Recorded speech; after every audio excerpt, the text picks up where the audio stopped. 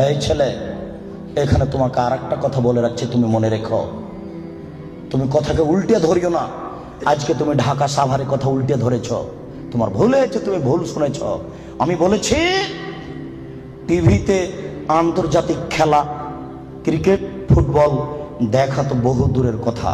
আমি বলেছি আন্তর্জাতিক খেলা টিভিতে দেখা তো বহু দূরের কথা, আন্তর্জাতিক খেলার গল্প যেখানে চলে সেখানে বসে থাকাও হারাম। দেখি কোন মায়ের বেটা এই ফতোকে উল্টে ধরতে পারে।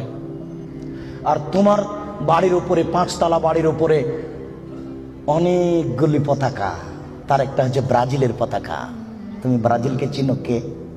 তুমি কি ব্রাজিলকে চিনো কে? আচ্ছা, তুমি কি কোনোদিন ভেবেছো ব্রাজিলকে? আচ্ছা, তোমার বিদ্যা তো নেই, তোমার কি একটু বুদ্ধিও নেই? তুমি কি মানুষই নও? রাজশাহী চাঁপাইনবাবগঞ্জের ভাষাতে তুমি কি অমানুষ?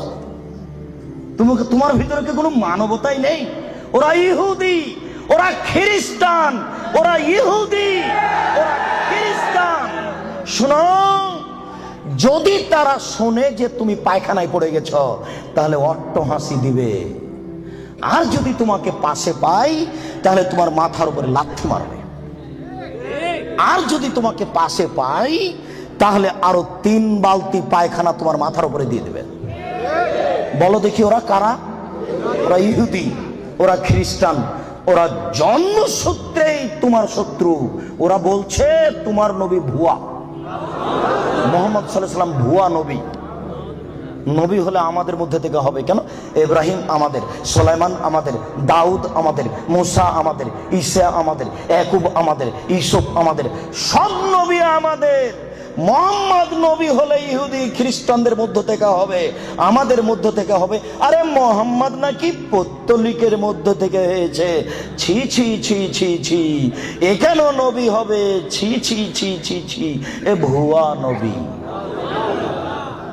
তুমি তার পতাকা মাথার উপরে তুলো কাপুরুষ। তোমার বিদ্যাকে আমি কবর দিতে এসেছি, তুমি মনে রেখো তোমার আমি কিছু না কিছু উপকার করবই ইনশাআল্লাহ। শুনুন, দুনিয়াতে দুটি পাপ আছে, মানুষ না করে পাপী। ফুটবল, ক্রিকেট, র্যাকেট খেলা যায় ওই সময়তে যখন টাকার হারজিত থাকবে না, শরীর চর্চা থাকবে, তখন যায়। ফুটবল, ক্রিকেট, র্যাকেট, ভলিবল এগুলো খেলা যাবে ওই সময়তে যখন টাকার হারজিত থাকবে না, শরীর চর্চা হবে। আর যাতে শরীর চর্চা নেই, বসে বসে সময় কাটাই, এটা খুবই খারাপ।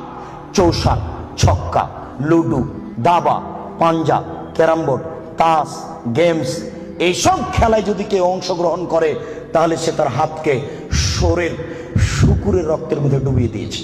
মুহাম্মদ সাল্লাল্লাহু আলাইহি ওয়াসাল্লাম বলেন, মান লাইবা বিনারদি শির ফাকাদাত খালায়াদাহু বিদামি খিনজির।